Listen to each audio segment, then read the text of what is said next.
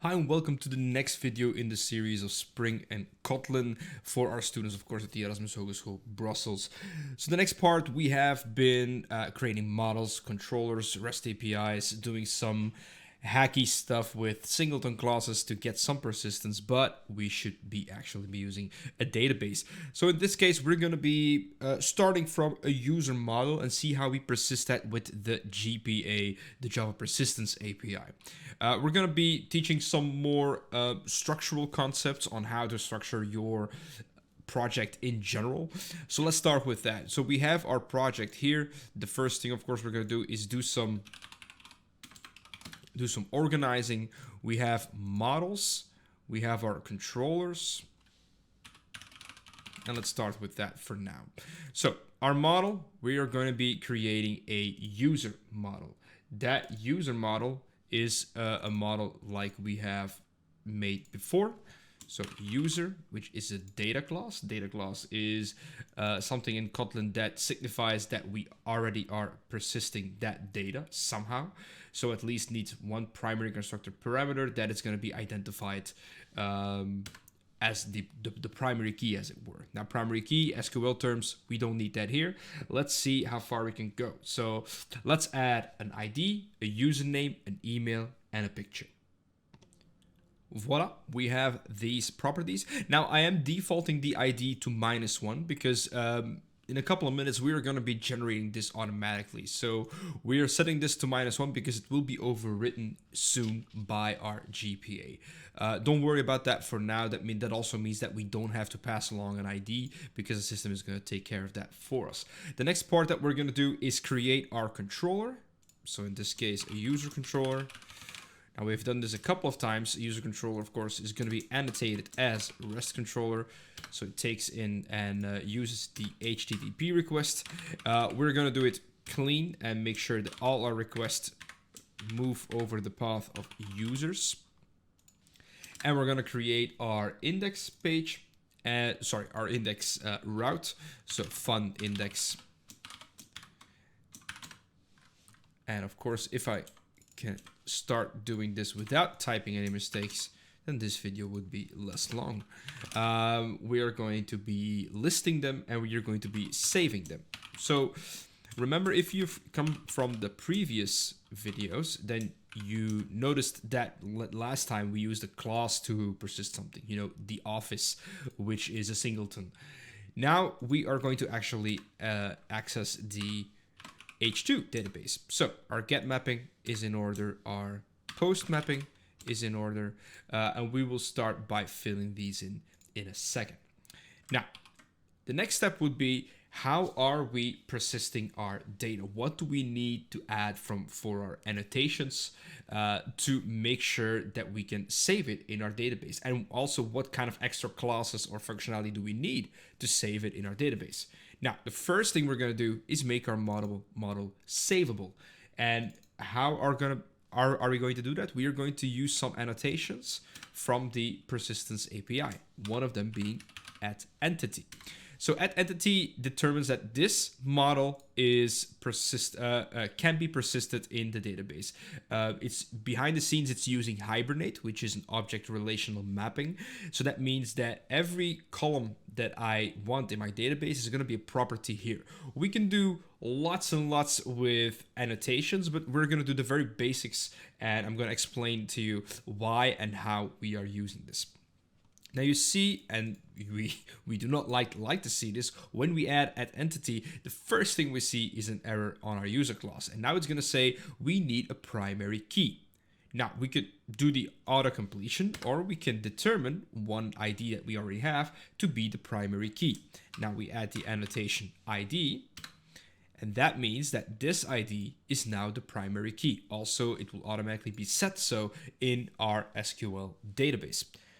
Now, maintaining IDs is a painful something, so we are going to let them auto-generate. So we are going to set this to generated value, and now you see that the -1 has a role to play because we fill it in so we don't have to pass it along ourselves.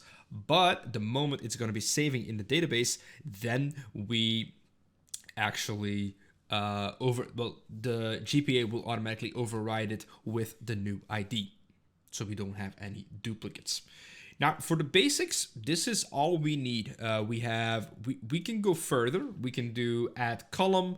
We can change some things here for the username, but everything will be implemented according to convention. So user will have a table in the database called users multiplied.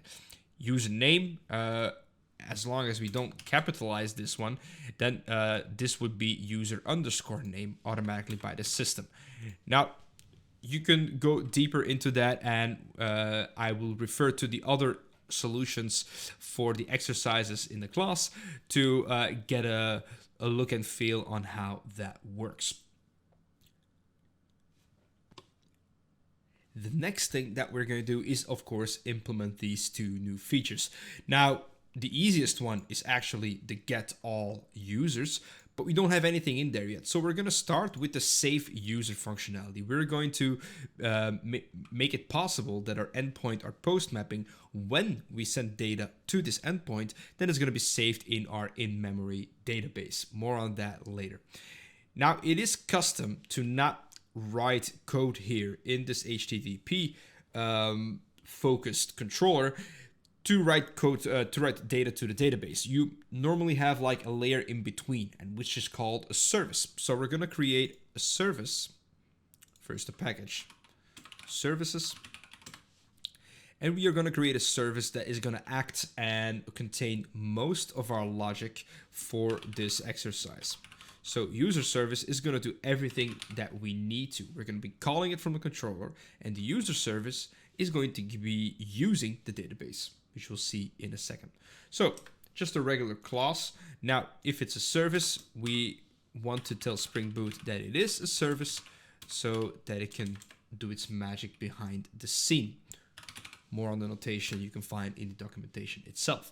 Now, the service is going to have multiple functions. Now, we're going to be calling two functions from here, the get all and the save. So we're going to, whoops, not a correct folder. We are going to add those functions as well. So get all employees, already preparing.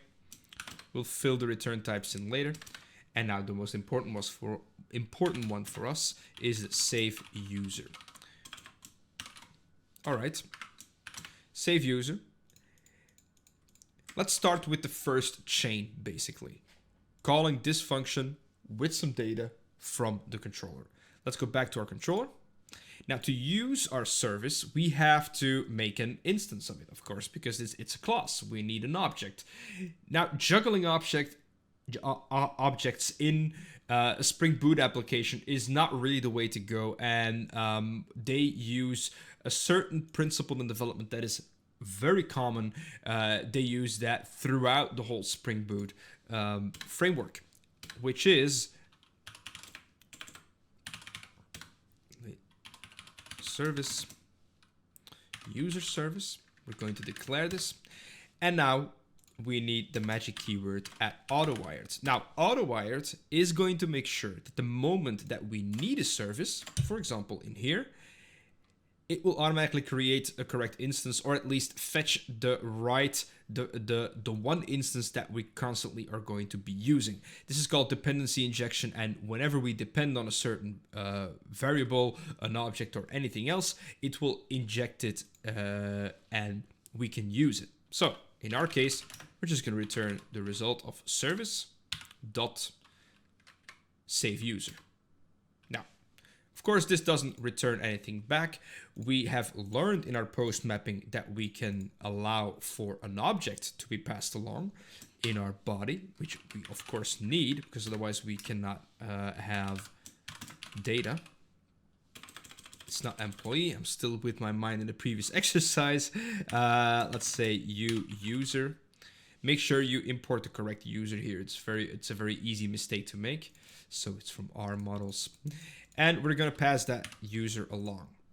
Okay. This is all we need for now. Let's continue the chain in the service. We're going to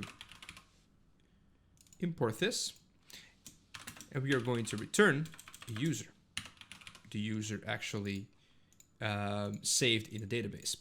Now, what is our step here for the database? We could do a JDBC connection manually, etc. But we are going to be using something called a repository with some basic functionality already built in. So the next folder we are going to create is the repositories. Repositories, of course. And in those repositories, we are going to create an interface that's going to be inheriting from something very special. It's called an interface and user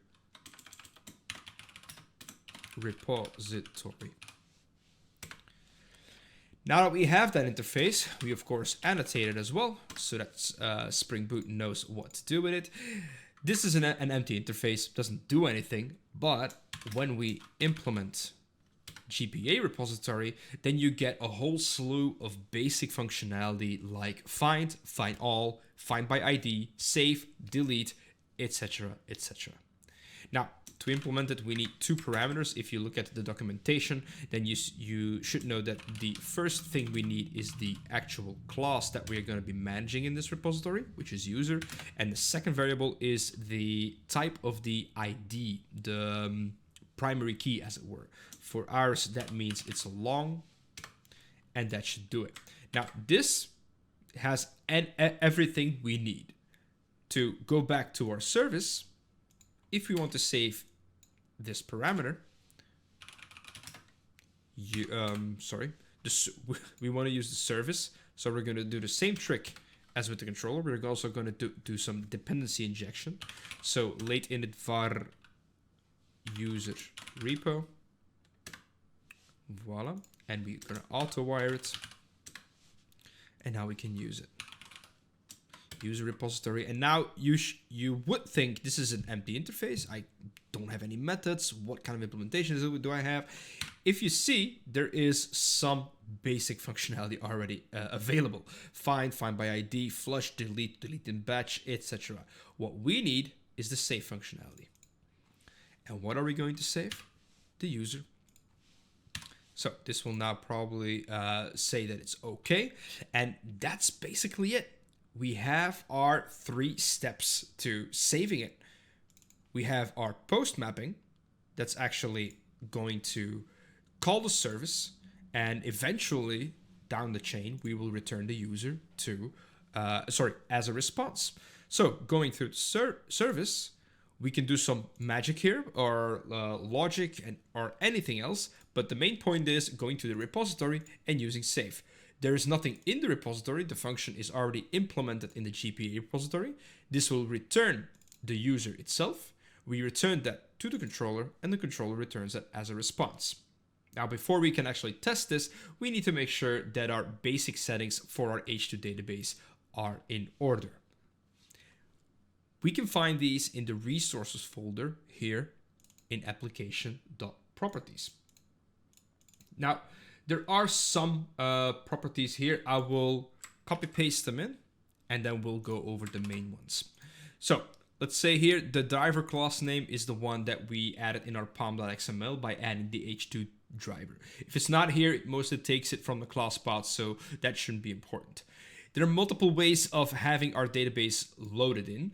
I prefer to choose for the file option, so that way I can keep the data in it for testing purposes, but there's also a memory option. So in this case, we're going to create a file in the project folder in the subfolder data, and then the name of the actual database. So the moment I run this, you will see that it adds a folder data here with everything in it. It has some basic settings. These are the settings that you mostly use for an H2 database. Those are the default ones. If you want to mess with that, I refer to the documentation. I really don't have any expanded knowledge on that. I just use it for testing. When I do real database stuff, I add either a Postgres or a MySQL or a Maria database to it. The last one is the most crucial one. This one will determine how your database is created. Yes, created. You don't need to create SQL code, like create table statements, for your database to be started up.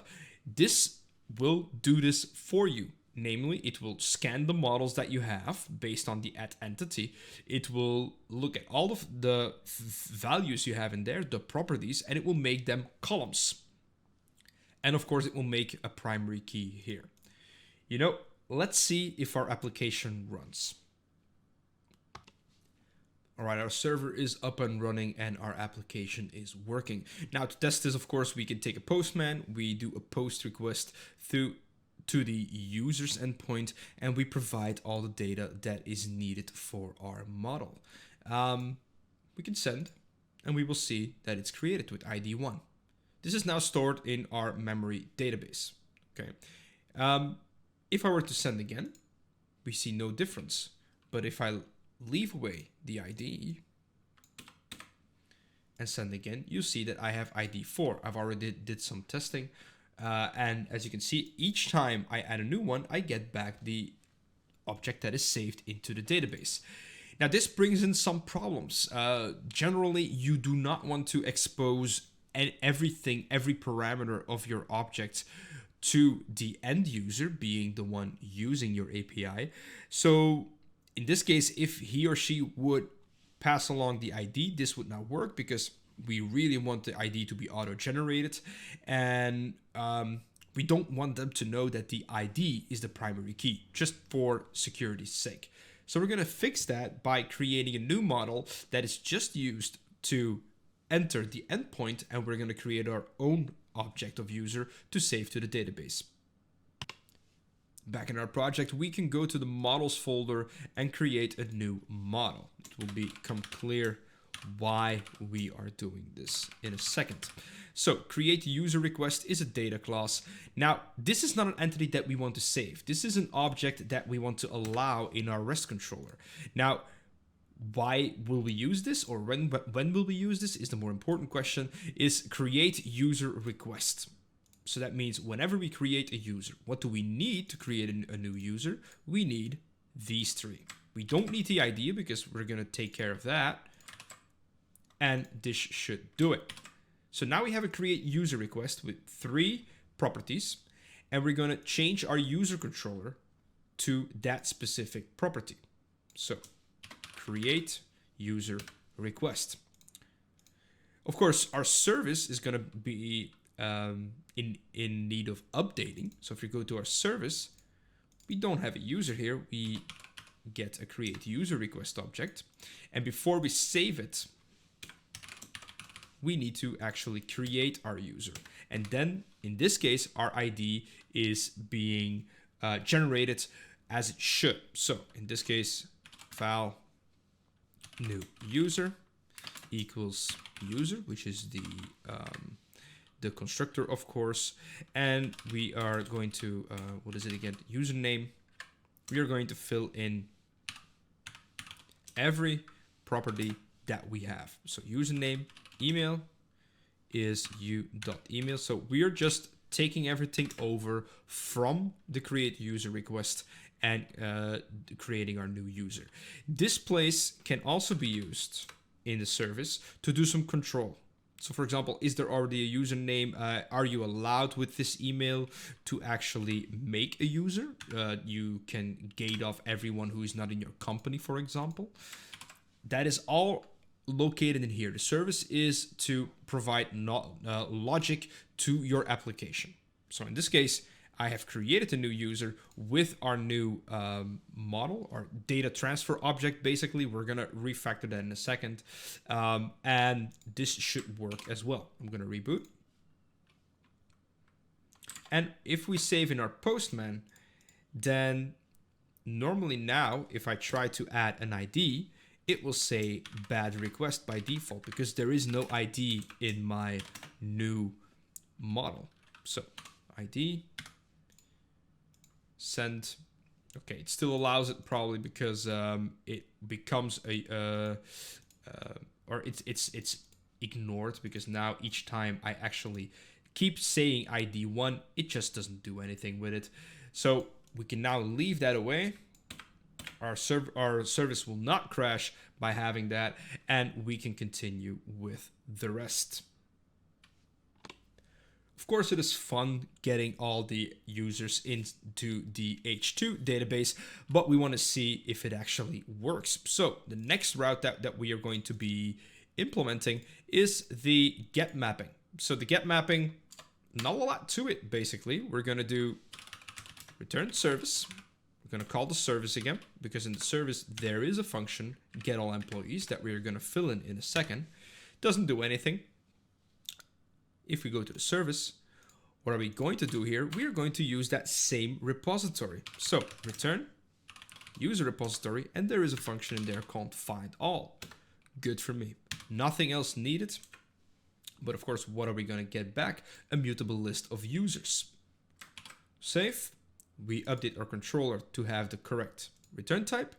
And that's it. We get our endpoint, call our custom function in our service, and that service is going to get all the data from the database. So let's test that. If we reboot and we do our post again, so post 1, 2, 3, 4, we have 4 users in our database, and now we do a get, and let's see what happens. Look at that. Perfect. If this were an actual MySQL database hosted somewhere or locally on your machine, then this data would be persisted. The H2 database just makes it easy for testing. Now that we have our basics up and running with our user, it's time to go to the next feature of our application.